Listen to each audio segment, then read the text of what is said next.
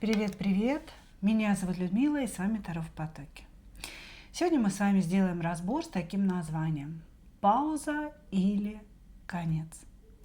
Для тех, кто молчит, для тех, кто не общается, для тех, у кого какое-то, знаете, непонятное затишье в отношениях. И у нас будет 3 позиции. Выкладываю их перед вами. Пожалуйста, загадывайте ваших партнеров. И начнем мы, собственно говоря, с сигнификации самого человека. Может быть, нам покажет ситуацию между вами, чтобы вы узнали, да, правильно ли вы загадали позицию. Дальше посмотрим, что человек к вам чувствует на сегодняшний момент. Это очень важно всегда, да, для ответа на вопрос, закончится ли пауза или уже, собственно, все. Ну и после чувств, конечно, мы ответим на этот вопрос, да, пауза или конец. Двоечки, троечки идут в ожидание. Начинаем с единичек. Кто к нам пришел?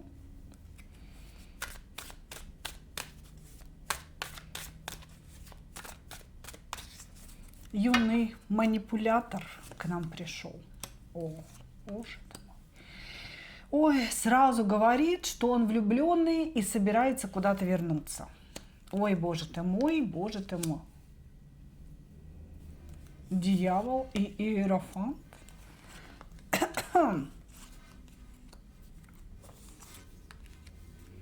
Девчонки, кого привели? Колесничий, дьявол, Иерофант. Это вообще жезловый король и император. Да что ж такое-то? Это у нас какой сильный, красивый мужчина пришел к нам. Просто вообще. Ой, ну, в общем, всем хорош парень, всем хорош. И статный, и возраст у него зрелый, да, такой, среднего возраста мужчина. И, значит, сексуальный, и работать любит, и зарабатывать умеет, и любить умеет, понимаете? И любить он умеет, этот человек, и умеет эту любовь донести до окружающих. Ну и, собственно говоря, как не чуждо ему добро, да, совершать добро, можно так сказать. То есть этот человек делает много правильных, хороших, добрых поступков. Может быть, он кому-то помогает, может быть, он просто ведет себя порядочно и честно, что в наше время является вообще уже редкостью, да. Вот, значит, так и, скажем так, как ему свойственны какие-то очень хорошие, классные поступки, так ему свойственны и пороки определенные. В частности, этот человек любит любить. Назовем это так. Может быть, он любит женщин. Да? Здесь не показан разврат. Нет, не показан. Но, может быть, да, он вообще в целом любит женщин. Вот ему идет по улице какая-то красивая женщина, и несмотря на то, что он, допустим, в браке или в отношениях серьезных находится, он может оценить ее красоту и где-то даже там проводить ее взглядом. Да? Не обязательно это прям сразу кидаться и в постель ее заваливать. Вот. Или же этому человеку постоянно требуются какие-то яркие, новые эмоции по тузу кубков. Но в любом случае здесь мужчина без любви, без эмоций, без наполнения существовать не может. Ему обязательно нужно, чтобы его любили, чтобы он любил, потому что вот это состояние влюбленности – это для него двигатель жизни. Если он не влюблен, одинок, ему некому написать, да, не о ком попереживать сегодня, этот человек сразу теряет силу свою, понимаете? В общем, у мужчины очень много достоинств на самом деле. Он и умен, и хорош собой, и при деньгах, и порядочный, человек, если он дает слово, он это слово сдержит всегда, даже в ущерб себе. Финансовые обещания здесь выполняются также, даже в ущерб себе. Если сказал, что что-то для вас сделает, обязательно сделает. То есть здесь мужчина вот прям с большой буквы «М». В данный момент человек очень сильно влюблен и собирается куда-то возвращаться, потому что, ну, что-то вот, знаете, как-то уже плохо ему без этой женщины, к которой он собирается возвращаться. А у нас сегодня, да, вот, ну, как раз тема такая, да, пауза или конец. Вот, может быть, к вам собрался возвращаться. Сейчас будем смотреть. Ну, тут, короче говоря, человек, конечно же, понимающий свою ценность, он действительно ценный персонаж, понимает свою ценность, но понимает также, что где-то он, значит, палочку перегнул, понимаете?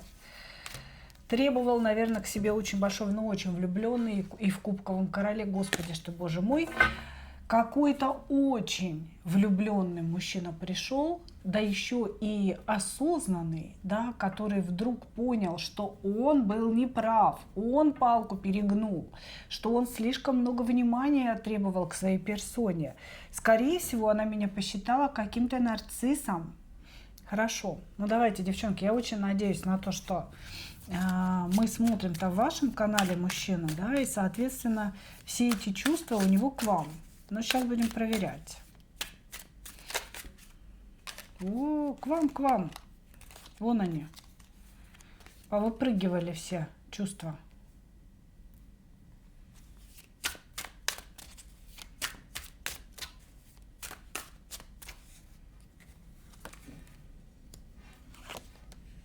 Угу. Как-то он, знаете, скорее всего, неудачно пошутил, да, что вы ему не особенно нужны. Глупенький, хотел поиграть, но что-то переиграл сам себя. Хреновый игрок. Значит, любит он вас?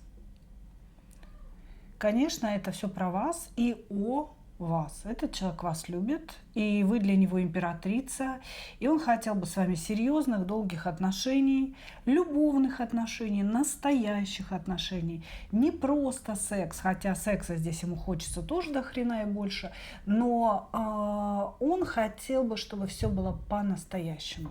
То здесь мужчина говорит: я хотел бы, чтобы у нас с тобой все было по-настоящему. Может быть, у вас не было сексуальных отношений, может быть, какого-то понимания не было, или он не переходил на новую ступеньку ваших отношений, да, но вот сейчас он как будто бы созрел куда-то переместиться с вами, естественно. Вот, значит, почему-то он сейчас как-то издалека за вами наблюдает и не решается делать какие-то шаги, потому что, ну, я вообще удивлена, если честно, по его сигнификации, что он вообще может что-то не решаться делать. Тут скорее он обдумывает, какие шаги сделать нужно, а что может еще только сильнее, да, скажем так, увеличить расстояние между вами. Значит, сейчас он немножко думает, этот человек, но то, что он вас любит, это 100%. Любит, понимает свою ошибку, понимает, что сглупил, что как-то обесценил ваши чувства и свои чувства обесценил. Он сказал какие-то слова, в которых преуменьшил свое отношение к вам. И сейчас он очень сильно об этом сожалеет. Боится, что вы где-то без него уже найдете еще кого-то себе. Понимаете, что вы живете прекрасно, что вы о нем не думаете. Ну и в целом, как бы, что он опоздал, он очень боится опоздать. Вот, значит, вы для него настоящая императрица, но для него императрица – это женщина, которая сопротивляется его натиску, женщина, которая знает себе цену, женщина, которая за ним не бежит, не просит. И вот вы, скорее всего, именно такая, понимаете? Он смотрит на вас и думает: Да елки-моталки, да, когда же я ее догоню-то, эту прекрасную императрицу? А вы не даетесь, вы всегда чуть-чуть выше, чем он, вы всегда на шаг впереди. Вот как-то вы ведете эти отношения, а не он. И для него это очень-очень интересно. Вот, значит, обесценил ваши чувства, обесценил свои чувства, преуменьшил свои чувства. И ввиду этого, скорее всего, поругались. Мог сказать, что между вами только секс. Мог сказать, что у него таких, как вы, миллион. Хотя нет. Здесь, знаете, какая история? Когда он влюбляется, у него, безусловно, было, наверное, много женщин в жизни, да? Потому что очень харизматичный мужчина, эффектный, видный. Но если он влюбляется, и когда он влюбляется, для него существует только одна эта женщина. Только одна императрица его сердца. Вот об этом он, собственно, и говорит. И он говорит, что ему тяжело без вашего внимания, тяжело без ваших каких-то, может быть, сообщений, энергии, понимания, принятия. Понимаете, ему тяжело без этого. Хорошо. Ну, здесь, конечно, мы уже с вами понимаем, что это, наверное, не конец.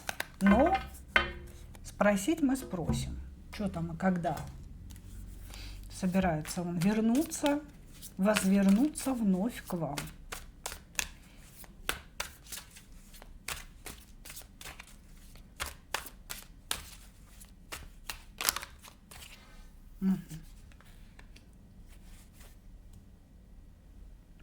Говорит, уже не справляется с собой, не справляется с собой, со своими какими-то стремлениями. Ну, пока еще, знаете, как бы так сказать, у него пришло осознание того, что в ссоре между вами он был неправ. Не то чтобы неправ, он перегнул палку. Но пока еще он все равно хочет тянуть резину. Понимаете? Он хочет выиграть какой-то спор в ваших отношениях или ссора о том, кто будет главный или кто будет победитель, понимаете? Но он хочет выиграть в этом споре, в этой ссоре, и поэтому он молчит, хотя он уже понимает, что возвращаться придется ему, делать какие-то шаги придется ему. Он как будто бы, знаете, держится за последние вот такие, знаете, ниточки собственной уверенности. Ну, все-таки, ну, может быть, она напишет, ну, может быть, блин, она позвонит, ну, может быть, все-таки мне не придется извиняться, говорит он, да, но, тем не менее, напишет вам он, безусловно, это не конец. Это была пауза, и здесь уже идет сообщение от этого человека, своеобразное сообщение. Давай мириться, но ты тоже не права. Или я тебе пишу, но ты должна тоже как бы многие вещи понять, осознать и попросить у меня прощения за это. Или давай принимать друг друга такими, какими мы есть. Ну, это, знаете, с позиции «прими меня таким, какой я есть», да, а я уж насчет тебя подумаю. Короче говоря, безусловно, это не конец, это пауза. Но резину он еще пожует. Резину пожует. Причем, знаете, так интересно, не в молчании он пожует резину. Он пожует резину в общении с вами. Он будет писать, и вот это вот все. Мудю, кудю, кудю, мудю. Ты мне, я тебе, а ты помнишь, ты меня обидела, а ты меня обидел. Вот, то есть ваше общение, оно восстановится, но первоначально это будет как жвачка какая-то, понимаете? Куча каких-то обидушек, каких-то вопросов, на которые нет ответа, куча претензий и у вас, и у него. То есть вот это все вас ждет. Потому что он просто не готов еще, не готов прыгнуть к вашим ногам или упасть к вашим ногам и, собственно говоря, сказать, что прости меня, да, как бы я был неправ. Хотя понимает, что он неправ. понимает, но держится за эту свою правоту, за это свое эго. Держится, понимаете? Явится скоро. Явится со своей мудотелью. Да, ну, подумайте, может быть, вам стоит как-то себя повести более правильно, да, чем он себя ведет. И ситуацию вывести на какой-то иной уровень. Человек вас любит, вообще ради вас готов на многое. Мужчина очень хороший. Поэтому, девчонки, берем не глядя, да, как-то там пытаемся его обаять и где-то даже окольцевать возможно. Понимаете? Благодарю вас, единички.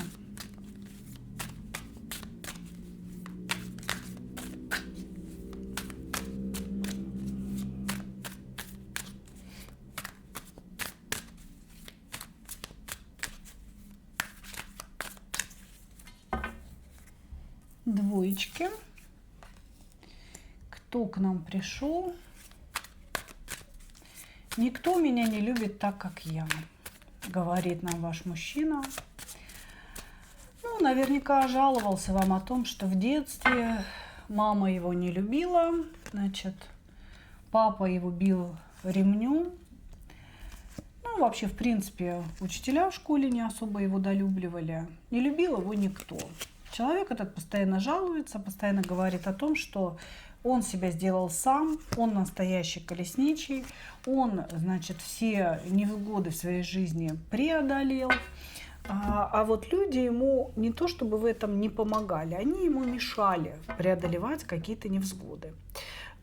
И в целом он никогда никому не был нужен. Все, что он делал, это выживал. Да, и вот сейчас он на вершине какого-то выживания находится.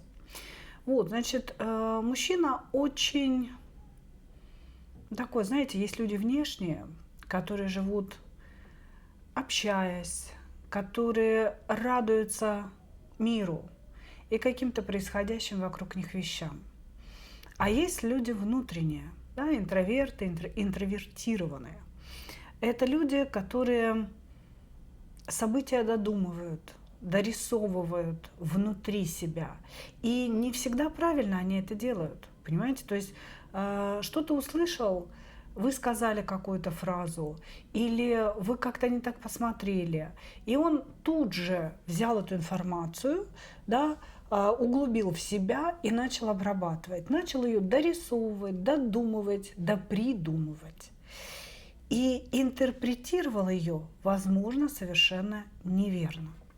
Вот здесь мужчина у нас, который направлен внутрь себя. И все переживания, да, он обрабатывает глубоко внутри, не обсуждая с вами. Это человек, которого очень тяжело вывести на некий разговор.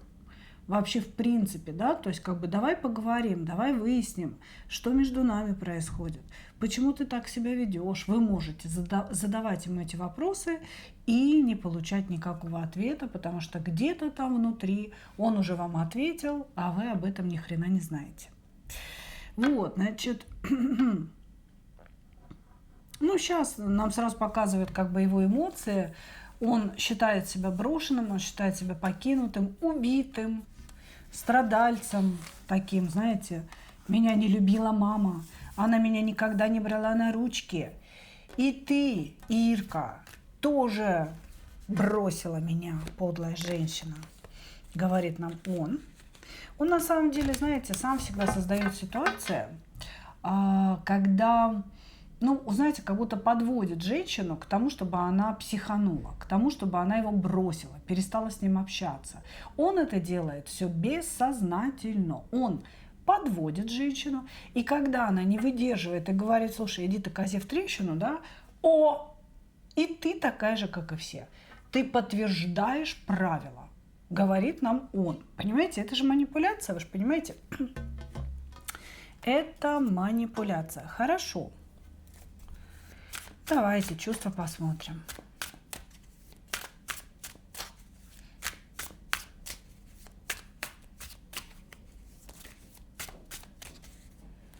Чувства человека к вам.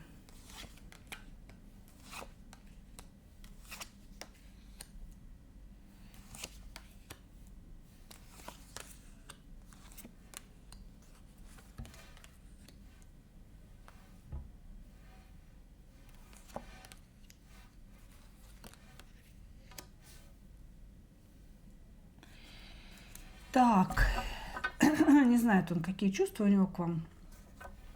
Не знает. Здесь, понимаете, его чувства зависят от вашего отношения к нему. От того, что чувствуете вы.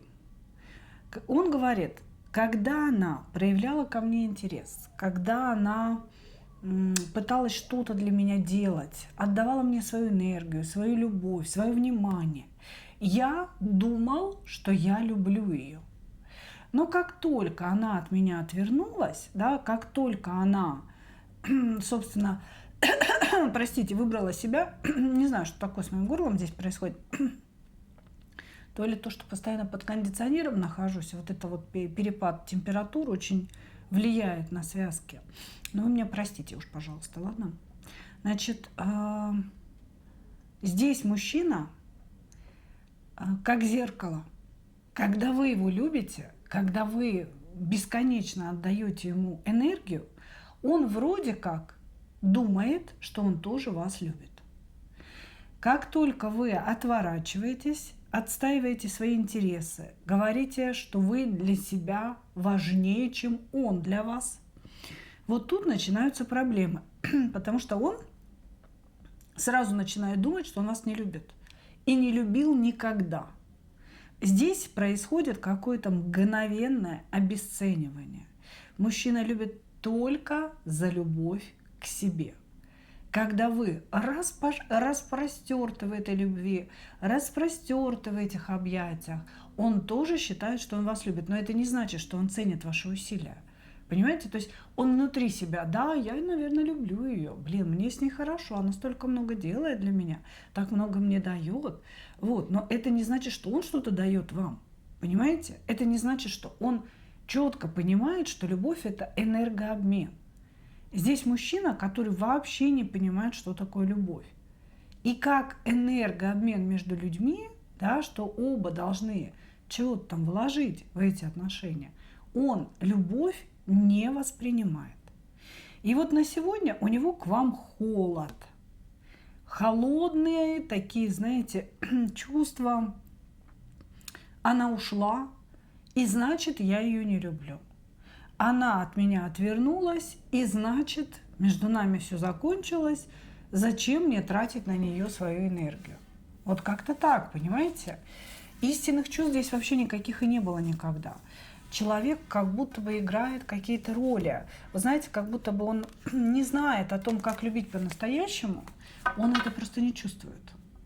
Он говорит себе: наверное, любить – это улыбаться. Наверное, любить – это говорить комплименты. Наверное, любить – это вот что-то, да?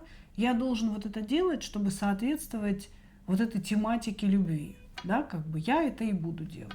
Ну вот как-то так у него. Хорошо, пауза или конец между вами? Пауза или конец между вами?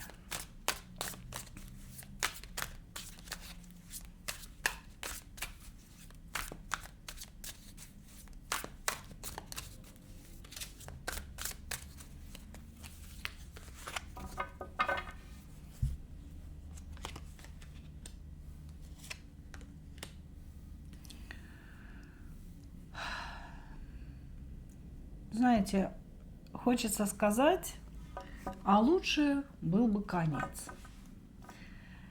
Значит, вообще между вами конец. Между вами не может быть никаких нормальных отношений, потому что этот мужчина не умеет любить, он не знает, что такое любовь, и он не умеет отдавать. Человек, который в принципе привык только брать в своей жизни. Значит, здесь почему я говорю, лучше бы был конец. Конец он будет у вас по любасеру. Но перед концом будет выяснение отношений. Очень нехорошее выяснение. То есть или здесь мужчина позвонит вам и начнет орать в трубку, какая вы не такая, кривая, косая и так далее. Или вы ему позвоните для чего-то, мало ли у вас может быть какие-то еще есть отношения, да, помимо любовных, романтических. Значит, и Если вы позвоните или если вы напишете, вы получите здесь, как говорится, нож в спину или нож в бок, потому что он будет говорить какие-то гадости. У него так много дерьма, которое его переполняет внутри, что он просто обязан это вылить на вас, понимаете? Он без этого не может. И поэтому здесь будет взаимодействие.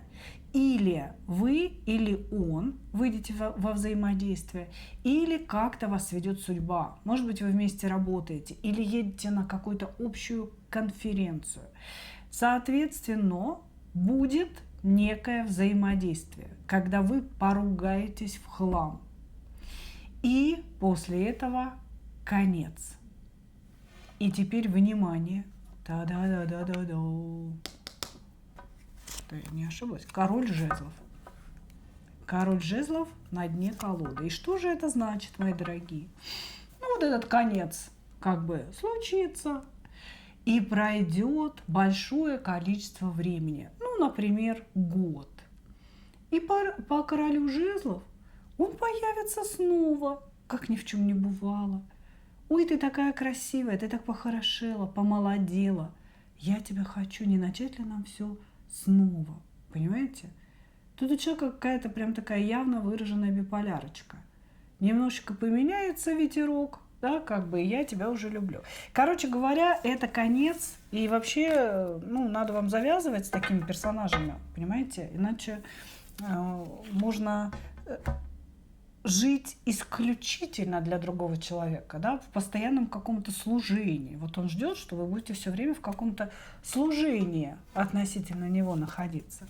Вот, конец, перед этим шкандаль, и через большое количество времени вот он я, огурчик с грядки нарисовался. Вот так это все будет. Благодарю вас, двоечки. Двигаемся дальше. Троечки. Кто к нам пришел?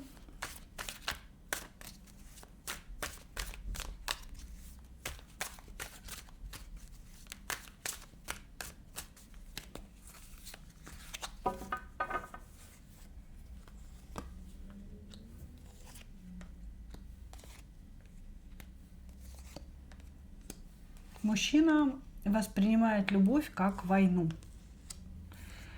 То есть любовь – это постоянное соперничество, где мы с ней должны выяснять отношения. Если в его жизни все гладко, да, вот как-то в отношениях, да, не то что в жизни, а в отношениях с женщиной все гладко, тихо, мирно, это вообще не про него, это неинтересно, говорит он. Должно быть буйство чувств. А буйство чувств – это всегда какие-то скандалы, выяснения, порубасили друг друга, хорошо, если не драки, да, и после этого бурный примирительный секс, как мы любим друг друга. Вот, значит, это то, как он воспринимает любовь. Здесь немножко показывает отношения между вами, да, ощущение такое, что или вы оба не свободны, или вы не свободны, а мужчина свободен, или считает себя свободным, да. Вот, значит, и в целом,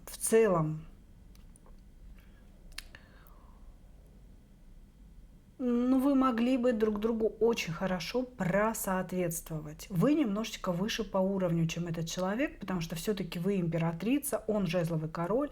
Но здесь мужчина, который много что может вам дать, просто вы не совсем понимаете друг друга. Вы действительно очень много конфликтуете и много ссоритесь. И ссоритесь по пустякам абсолютно. Как будто бы, знаете, из искры возгорится пламя.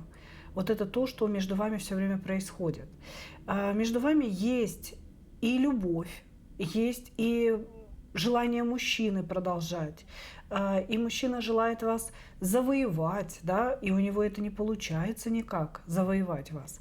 Вот, значит, но как будто бы, когда вы начинаете общаться, между вами постоянно возникают недомолвки, недопонимания, мелкие ссоры.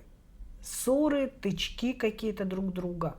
Вот как будто бы он вам что-то говорит, а вы не можете понять, о чем он говорит, что он имеет в виду. То же самое, вы ему сказали, а он понял все неправильно. Вот какая-то такая фигня между вами происходит. Ну и, скорее всего, вот этот вот сейчас разрыв, да, это тоже результат одной из таких ссор, когда каждый из вас не смог остановиться, да, и дорубасили друг друга уже по полной программе. Вот, значит, что еще о нем можно сказать? Он, конечно, очень резвый человек, резвый мужчина, может посреди ночи сорваться, куда-то поехать в командировку, вообще очень легкий на подъем по колесничему, да, постоянно движется, может быть у него работа, связанная с командировками, с поездками, а может быть он сам себе выдумывает какие-то поездки постоянно. Но очень часто у этого, казалось бы, такого благополучного мужчины возникают глупые ошибки или он подвержен глупому поведению. Понимаете? То есть какому-то необдуманному поведению. Ну, например, поехать в какой-то город с деньгами фирмы, большими деньгами, да, и купить себе квартиру там, например. Да, с тем, что ну я ж потом заработаю, отдам, положу обратно деньги фирме, в общую казну и так далее. То есть вот он, понимаете, это поступок, он даже не скорее глупый, да, как его можно назвать, непорядочным, да, хитрым, мошенническим ходом. Но вот этот человек, он постоянно как-то так себя ведет, как будто бы он, знаете, зарывается. Он искренне думает, почему бы ему не взять деньги фирмы и не купить себе квартиру, ведь он потом отработает. Он это искренне думает, он не думает, что он украл. А получается по факту, что украл. То есть вот здесь мужчина, он склонен к подобному поведению. И вы еще его не убедите в том, что он не прав. Понимаете? Вот так как-то. Хорошо, давайте посмотрим, есть ли у него к вам чувства. Здесь, конечно, у нас уже в сигнификации показано, что какие-то взаимные у вас чувства даже присутствуют. Ну, раз у нас какая-то пауза, да, нужно уточнить.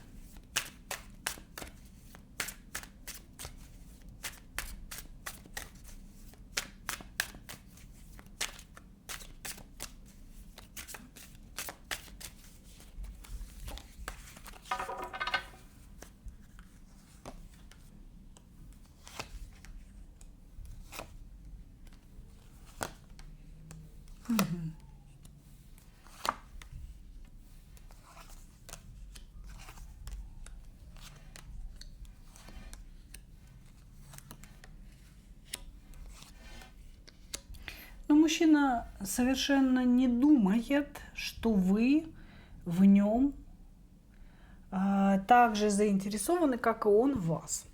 Он говорит о том, что раньше он был уверен, что вы тоже влюблены. Раньше он был уверен, что вы испытываете к нему такие же сильные любовные чувства. Но сейчас он говорит, мне кажется, я ошибался. Ну, во-первых, чувства, конечно, здесь есть. Он говорит, бывшая любимая моя. Понимаете? Женщина, которую я любил, женщина, которая любила меня, женщина, которую я очень сильно до одури хотел, и женщина, по которой я скучаю. Вот так он говорит, понимаете?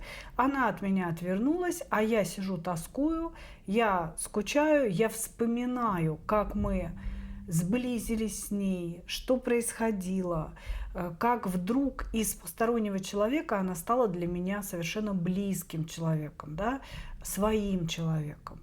Вот, значит, здесь и вот после этого, да, то есть есть чувство, конечно, есть влюбленность, есть притяжение, есть скучание какое-то, воспоминания о вас, да, у него как вот ретроспектива какая-то перед глазами, что между вами происходило. Вот этот разговор, вот эта встреча, да, вот так вот все развивалось. Вот мы с ней были совсем чужими, а потом шаг за шагом, да, мы стали ближе друг к другу. Вот, значит, и наряду вот с этими ощущениями также у него есть, ну, скажем, уверенность какая-то в том, что он вам не очень нужен, что вы прекрасно живете без него, что он для вас, вы знаете, как вот чудовище для красавицы. Есть вот мультик такой, да, мультик, сказка, фильм «Красавица и чудовище». И вы как раз та самая красавица, а он какой-то весь, неказистый.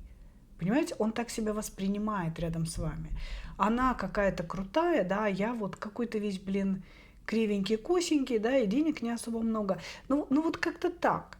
С одной стороны, он высоко себя ценит, с другой стороны, рядом с вами считает себя каким-то чудовищем. Вот так.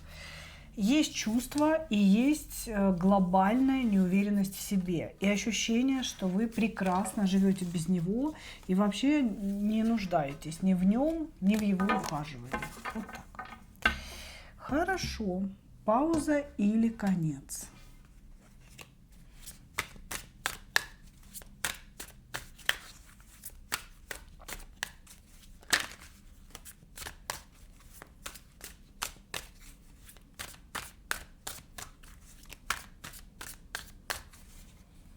Пауза или конец?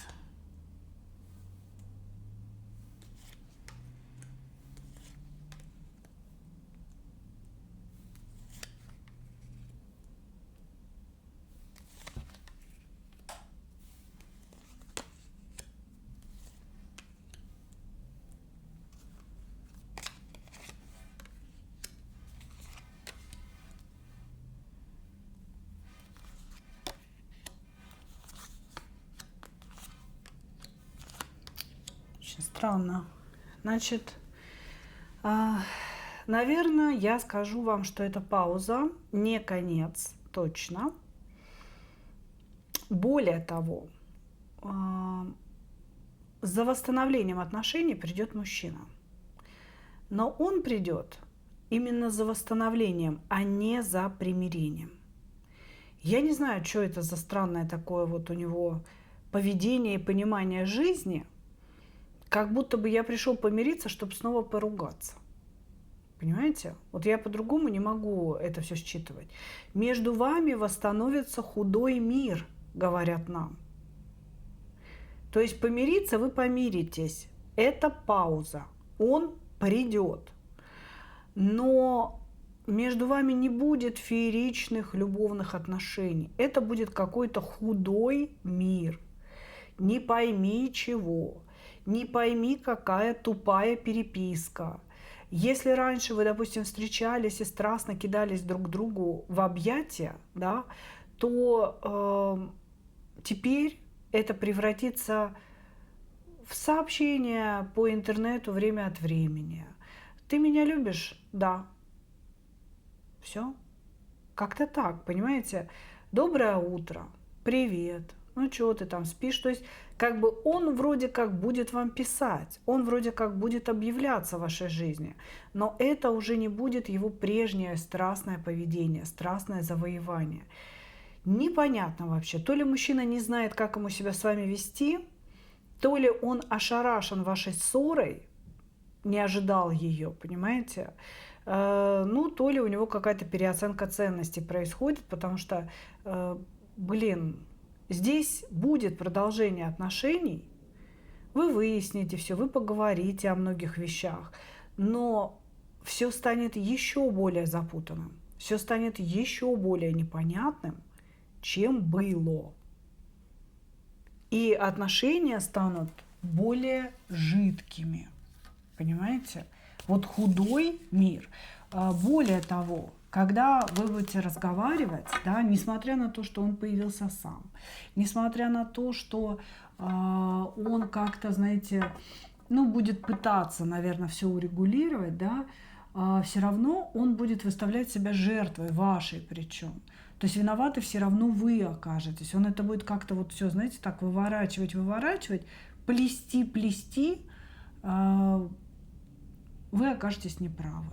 Понимаете? И вроде как вы согласитесь на примирение, да, согласитесь на продолжение какое-то, но внутри у вас не будет этого мира, внутри у вас не будет спокойствия от того, что вы с человеком снова вместе. И вот это вместе, это тоже очень какое-то сомнительное вместе, если честно. Вот то, что я вижу, да, какой-то вот худой мир, жидкие отношения, по-другому не могу сказать.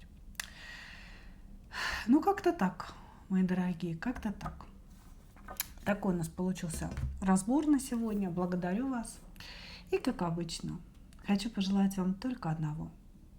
Встретить свою настоящую любовь и не потерять в ней себя. Ну а мы увидимся с вами в следующих видео. Пока-пока.